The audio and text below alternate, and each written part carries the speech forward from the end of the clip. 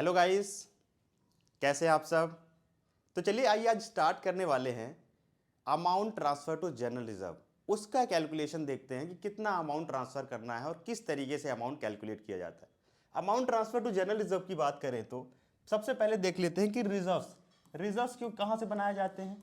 तो रिजर्व्स बनाए जाते हैं प्रॉफिट से। कहाँ से बनाए जाते हैं? प्रॉफिट से। तो इसका कैलकुलेशन भी किस पे बेस्ड होगा? प्रॉफिट पे। तो इनका जो भी कैलकुलेशन होगा उस पे किस पे बेस्ड होगा? प्रॉफिट पे। अब ये प्रॉफिट से जो भी रिजर्व्स बनाए जाते हैं, तो देखिए इसमें कितने तरीके की प्रॉफिट यहां पे कैलकुलेशन के लिए आती है। तो हमें क्वेश्चन में क्या क्या चीजें देखने को मिल सकती है? तो देखिए हमें क्वेश्चन में देखने को मिल सकता है नेट प्रॉफिट। क्या? Net profit. तो नेट प्रॉफिट अगर मिल जाए तो सबसे अच्छी बात है, डायरेक्टली कैलकुलेट करना है। दूसरा क्या प्रॉफिट मिल सकता है? क्या नाम मिल सकता है? डिविजिबल प्रॉफिट का नाम मिल सकता है। किसका? डिविजिबल प्रॉफिट का। और तीसरा किसका नाम मिल सकता है? Net divisible profit. क्या मिल सकता है? नेट डिविजिबल प्रॉफिट या डिस्ट्रीब्यूटेबल प्रॉफिट। ठीक है, कोई बहुत बड़े नाम नहीं है। अगर थोड़ा बहुत पीएनएल अकाउंट, पीएनएल अप्रोप्रिएशन अगर आपको समझ में आ गया है तो आपको समझ में आ जाएगा। नेट प्रॉफिट तो डायरेक्टली जो यहां लिखा होता है वो होता है। अब इसमें से डिविजिबल प्रॉफिट क्या होता है? तो सुनिए, रिजर्व में ट्रांसफर करने से पहले, रिजर्व में ट्रांसफर करने से पहले मतलब इसमें से अगर आईओडी कुछ भी दिया है, मान लीजिए 20,000, तो आईओडी अगर कुछ भी दिया है तो आईओडी प्लस बाकी ये सब माइनस करते जाओ जहां तक वैल्यू दी है रिजर्व्स के पहले तक। यहां पे जो प्रॉफिट आएगा, यहां पे जो प्रॉफिट आएगा उसी को बोलते हैं, इसी प्रॉफिट को बोला जाता है डिविजिबल प्रॉफिट। क्या बोला जाता है? Divisible profit. यहां जो प्रॉफिट आता है उसको क्या बोला जाएगा? Divisible profit. और सुनिए, रिजर्व्स को भी माइनस करने के बाद, इसको भी माइनस करने के बाद यहां का जो प्रॉफिट होता है, वन सेकेंड, यहां का जो भी प्रॉफिट होता है उसको हम बोलते हैं, यहां का जो प्रॉफिट होता है, यहां पे जो प्रॉफिट कैलकुलेट होता है उसको हम बोलते हैं नेट डिविजिबल प्रॉफिट। बस इतना सिंपल सा है। जब भी आप कैलकुलेट करें, बनाएं तो इसी तरीके से बनाएं, नेट डिविजिबल प्रॉफिट, या उसको बोलते हैं नेट डिस्ट्रीब्यूटेबल प्रॉफिट। लेकिन क्वेश्चन में कभी कभी कुछ अलग तरीके से बात दी रहती है, तो आइए देख लेते। तो पहले समझ में आ गया, नेट प्रॉफिट तो यहां लिखना पड़ता है आपको, लेकिन आपका जो नेट डिविजिबल प्रॉफिट होता है, ऑल इनकम्स जितनी भी पीएनएल अप्रोप्रिएशन में होती, मतलब ये इसको प्लस कर दिया, और जितने भी एक्सपेंसेस होते हैं, all expenses except reserve, except reserve. तो जितने भी आईओसी माइनस कर दो, उसमें सैलरी माइनस कर दो, कमीशन माइनस कर दो, जो प्रॉफिट यहां पे आ गया, यहां पे जो प्रॉफिट आ गया उसको बोलते हैं डिविजिबल प्रॉफिट। उसके बाद अगर इसमें ये सब प्लस करके पूरा रिजर्व्स तक माइनस कर दिया गया उसको बोलते हैं नेट डिविजिबल प्रॉफिट। तो सर हमें रिजर्व्स तो पता नहीं होता, तो रिजर्व्स कैसे माइनस करते हो? अगर निकालने के लिए दे दिया कि रिजर्व्स निकालो, वो भी रिजर्व्स किस पे निकालो? अगर क्वेश्चन में दे दिया कि रिजर्व्स कैलकुलेट करो, वो भी रिजर्व्स किस पे कैलकुलेट करो? इस पे। तो सर हमें रिजर्व्स भी नहीं पता, हमें ये भी नहीं पता, हमें ये भी नहीं पता, और हमें ये भी नहीं पता, तो किस तरीके से हम कैलकुलेट करेंगे? तो ये भी देखेंगे, क्योंकि यहीं पे क्वेश्चन को आपको, यहीं पे थोड़ा सा क्वेश्चन में फंसाने की कोशिश करेंगे। आइए देखते हैं किस तरीके से इन प्रॉफिट्स को कैलकुलेट किया जाता है। तो पहला किस पे था? नेट प्रॉफिट पे। फिर दूसरा किस पे है? डिविजिबल प्रॉफिट पे परसेंटेज दे सकते हैं, और तीसरा किस पे दे सकते हैं? अब रिजर्व्स किस फॉर्म में देंगे क्वेश्चन में? तो रिजर्व्स होगा परसेंटेज में, कि 10% of, 15% of, 20% of net profit, 15% of divisible profit, 20% of net distributable profit is transfer to general reserve. ऐसे ही क्वेश्चंस हमने लिखे हैं कि किस तरीके से क्वेश्चंस हमें देंगे क्वेश्चन। अब देखिए, इसके पहले थोड़ा एक और चीज समझ लेते हैं। कभी कभी क्वेश्चन में नेट प्रॉफिट के लिए ही उसी को कैलकुलेट करना पड़ जाता है, नेट प्रॉफिट को ही। कैसे? ऐसे लिखा रहेगा आपको, profit for the year ended 31 मार्च। जब कभी ऐसा लिखा हो ना, तो नेट प्रॉफिट को कैलकुलेट करना, क्योंकि हमें क्या चाहिए यहां? हमें क्या चाहिए? Net profit. और हमें नेट प्रॉफिट क्वेश्चन में गिवन नहीं रहता, केवल ऐसी लाइन लिखी होती, profit for the year ended 31 March 2023 after charging, after charging IOC but before charging after charging IOC but before charging salary rupees 1 lakh. कितना? 1 लाख। अब इसमें से देखना, जो हमें प्रॉफिट दिया वो नेट प्रॉफिट नहीं बोला, कहीं लिखा है नेट प्रॉफिट? नहीं, हमें क्या लिखा है? प्रॉफिट। ठीक है, कब का है प्रॉफिट? 31 मार्च का। लेकिन after charging interest on capital, after charging interest on capital, तो आप मुझे बताओ इसका मतलब क्या हुआ? इंटरेस्ट ऑन कैपिटल को चार्ज करना मतलब माइनस करने के बाद का प्रॉफिट है, बट बिफोर चार्जिंग सैलरी, लेकिन उसमें से कह रहा है सैलरी माइनस नहीं है, क्योंकि सैलरी और आईओसी दोनों माइनस होते हैं नेट प्रॉफिट में।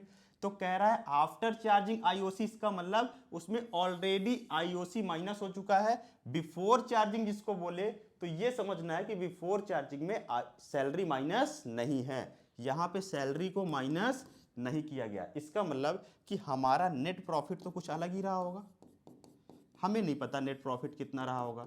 तो हम क्योंकि नेट प्रॉफिट में ही सब कुछ माइनस करते हैं, देखिए पहले नेट प्रॉफिट लिखते हैं, फिर इंटरेस्ट ऑन कैपिटल, फिर सैलरी, फिर कमीशन, तो हमें तो पता ही नहीं कि नेट प्रॉफिट कितना है। तो सबसे पहले नेट प्रॉफिट पे क्वेश्चन मार्क लगा के छोड़ दो। उसमें क्या माइनस हो चुका है? तो लिखा है माइनस, जो आफ्टर लिखा रहेगा वो माइनस हो चुका होगा। तो क्या? आईओसी, आईओसी माइनस हो चुका है। हम आईओसी ले लेते हैं रुपीज 30,000। कितना ले लेते हैं? 30,000। तो कितना माइनस हो चुका है? 30,000 माइनस हो चुका है। तब जाके हमें प्रॉफिट दिया है ये, कि इसको माइनस करने के बाद, ये मतलब होता है कि नेट प्रॉफिट आपको नहीं दिया, उसमें से आईओसी माइनस कर दिया जितना भी नेट प्रॉफिट है, तो हमारा जो प्रॉफिट आ गया वो कितना आ गया? रुपीज 1 लाख। कितना आ गया? रुपीज 1 लाख। तो नेट प्रॉफिट कैसे निकालें? तो देखिए इसमें मुझे एक ही चीज समझ में आ रही है कि एक काम करो, रिवर्स चले जाओ। कैसे चले जाओ? रिवर्स। तो रिवर्स जाने में हमेशा समझिएगा साइन क्या हो जाएगा? चेंज। तो ये माइनस है तो क्या हो जाएगा? प्लस। तो 1 लाख में प्लस हो जाएगा 30,000, तो ये कितना आ जाएगा? 1,30,000। इस तरीके से तो जो आफ्टर दिया रहे और जो एडजस्टमेंट, तो उसको इसी प्रकार से प्लस करते हुए चले जाना है। ठीक है, तो ये था अपना प्रॉफिट का। तो यहां से हमें क्या मिल जाएगा? Net profit. इस नेट प्रॉफिट को हम लाके कहां रख देंगे? यहां। इस तरीके से प्रॉफिट का कैलकुलेशन हमें करना है। अब इसमें देखिए, सबसे पहले ट्रांसफर टू जर्नलिज्म की बात कर रहे थे, उसको कर लेते हैं। सबसे पहले ट्रांसफर 10% ऑफ नेट प्रॉफिट, बहुत ही इजी है। क्वेश्चन में अगर नेट प्रॉफिट नहीं दिया तो नेट प्रॉफिट ऐसे निकालो।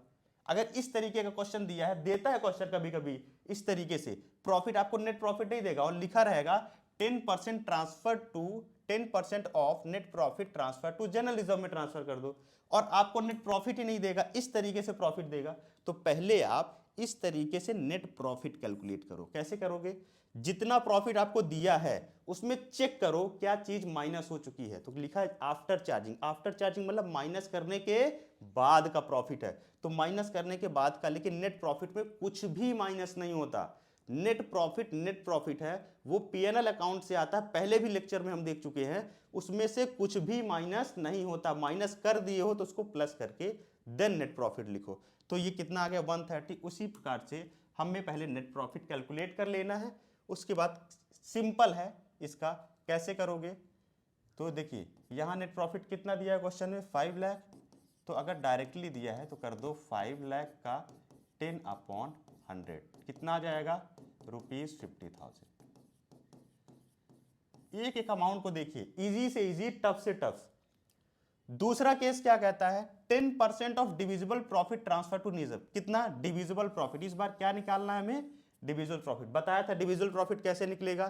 तो यहां पे सबसे पहले कितना है? 520। आईओडी भी है 20, तो 5,20,000 माइनस। तो कैसे निकालोगे डिविजिबल प्रॉफिट? तो आइए देखिए कैसे।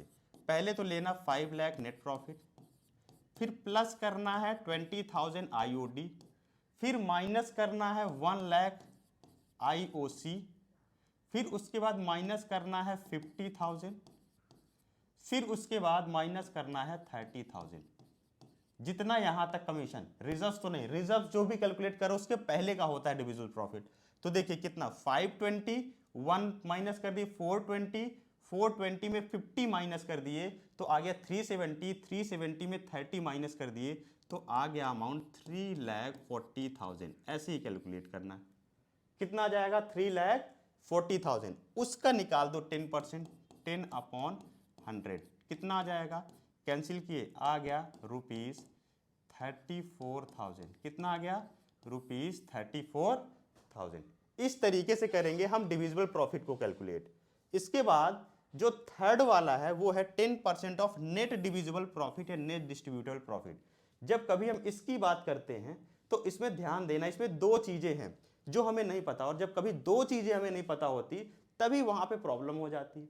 फिर उस क्वेश्चन को कैसे करेंगे, अब देखिए यहां तक तो हम 3,40,000 तक तो कैलकुलेट कर लेंगे। कहां तक कैलकुलेट कर लेंगे, हम यहां तक कैलकुलेट कर लेंगे 340, यहां तक हमें अमाउंट मिल गया 3,40,000।